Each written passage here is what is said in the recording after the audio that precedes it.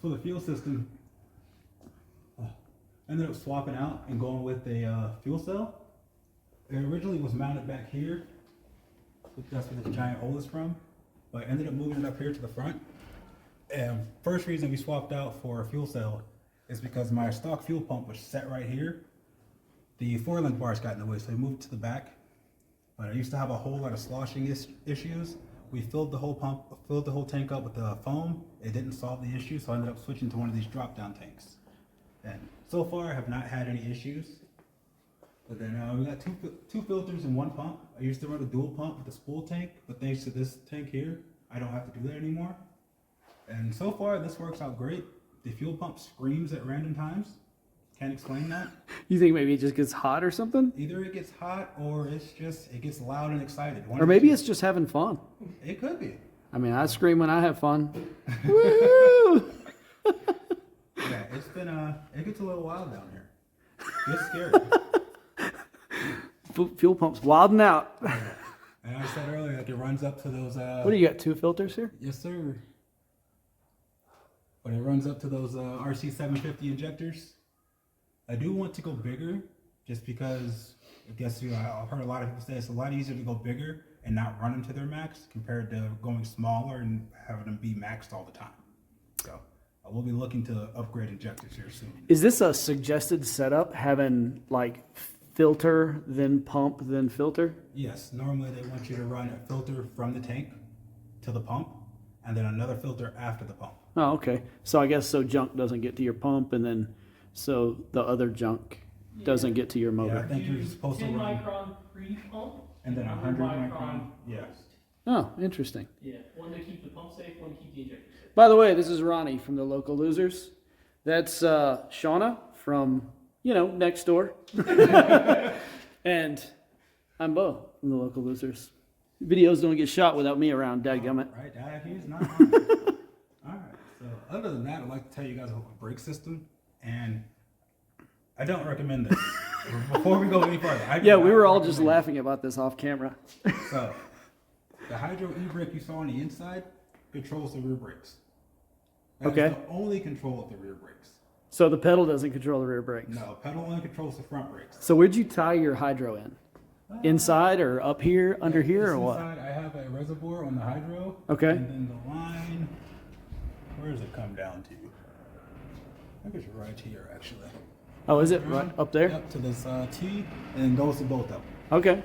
Because before, with having the Hydro inline to the stock brakes, you'd always have to pump the pedal. Can't talk for nothing. Always have to pump the pedal to try to get any kind of pressure in the Hydro. So you come into a turn, pull it, and only one would engage, and never worked out right. I mean, you probably think that having just a left foot brake all the time works out great to give you angle, but if you cannot slow down, it gets bad. I've had some issues where I flew off track and couldn't work both brakes at the same time to make everything go as planned. So your pedal just works the front, Just the front. and your handbrake just works the rear. Just the rear. It's pretty weird. Oh, yeah. Sounds like something that would be on like a monster truck or something. It has its times where it's nice, but no, it gets sketchy really fast. But the handbrake locks them up pretty good. Handbrake, one pull now, it's one solid lockup. Nice. Nice. Oh yeah. What about your diff? Are you running like a welded diff? So I'm welded now. I used to have the Spartan lunchbox locker in there Okay. before. You call it a lunchbox locker? Mhm. The hell is that? It's a ratcheting. A lot of guys who off-road use them. It's a ratcheting locker. Okay. Makes a ton of noise.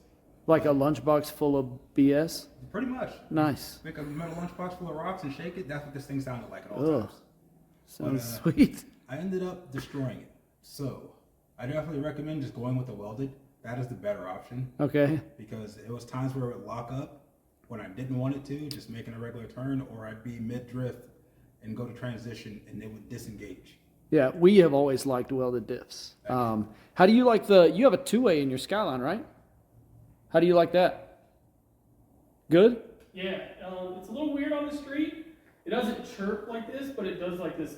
Gadoosh, gadoosh, gadoosh, Yeah, gadoosh. yeah. The clunking. But it locks up good, like it feels good.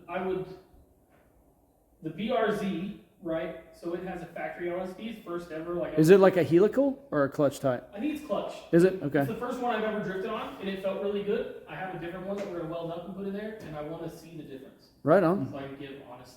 I have no idea what type my Mustang is, but it works. The S550 has a great diff, and it works that's great. the thing. Like, if it works, it's probably good. Yeah, exactly. You know, Other than that, I've always been a big fan of welded diffs. They're inexpensive. You know, if you need to find a replacement, you can go to a junkyard, get it welded up, and throw it in. yeah. Yeah, definitely welded's definitely the best option in this, just 'cause it slides so much better, and just being able to step on the pedal and let it go. And it's super predictable. Like, they're always locked up. Always So, locked. yep, 100%. You just have to, like, give it some because it'll tend to understeer sometimes. Yeah, there's no guesswork. You just send it, and it gets the job done. Yeah. All right. So, as far as your setup, as far as your truck in general, what don't you like about it? Let's go down first. Let's what? Oh, yeah. Let's pull this thing down. That's fine. That's fine. Whatever. Yeah, go up. And just hit the switch, right? Push it. He's like, How does that make sense? I don't want to hurt it. I've had too many times where I go to let the lift down, and it starts. There goes the truck.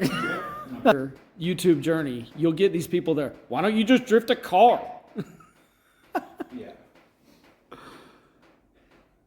People won't hate on you much when you're new, but once you get bigger, people start hating. People don't hate on us very much because we're tiny.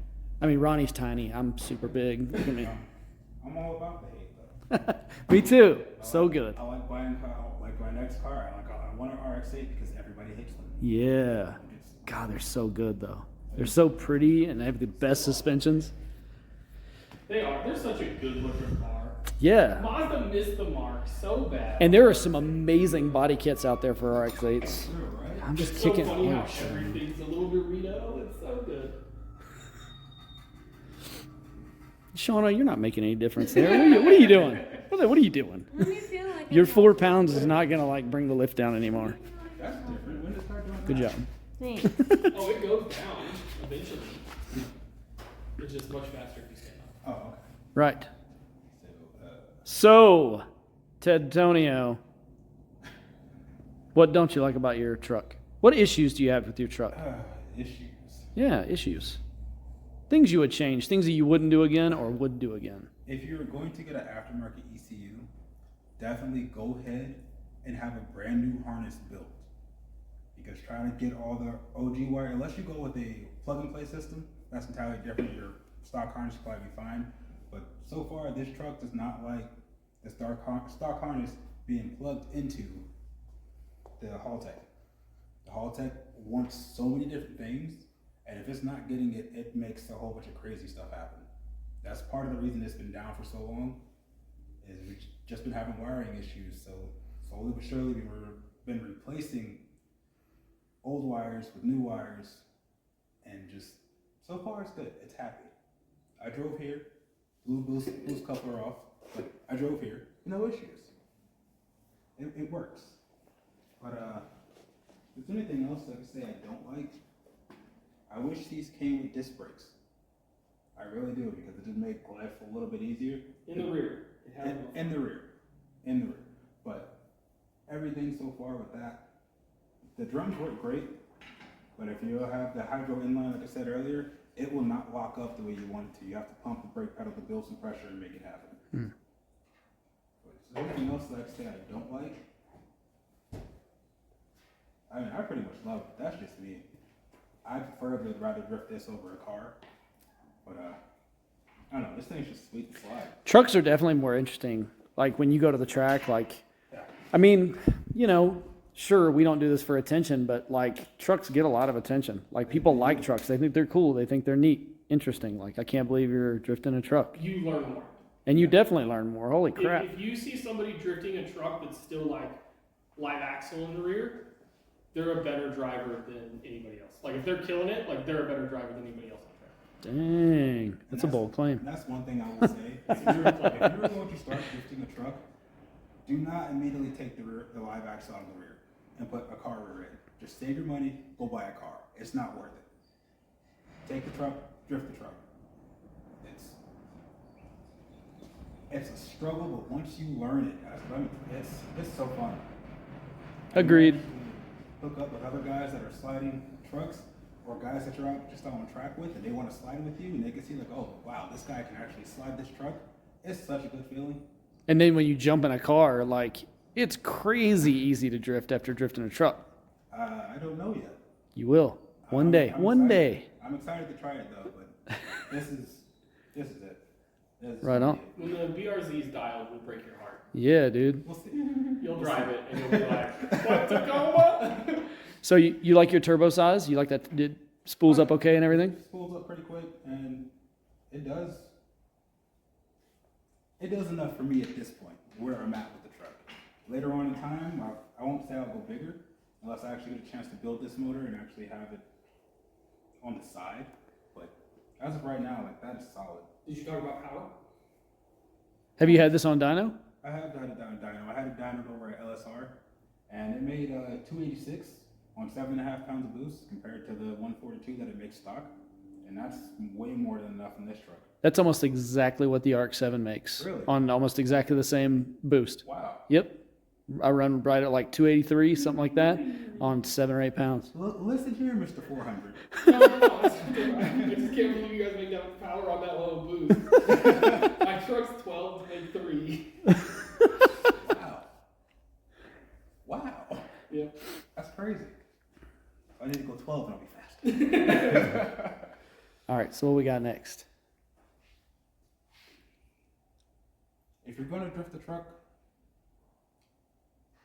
go out, struggle, enjoy it. Yeah. Don't make 1,000 changes because you won't ever make it anywhere. Go out, struggle, no turbo like I did. Just go out there and get it. That's the best advice I can give you is go out there, struggle, enjoy it. Yep. That struggle will turn into a love, trust me. How long have you drifted the truck? I've been drifting this truck since, I want to say 2019. And when did you go turbo? I went turbo 2 years ago?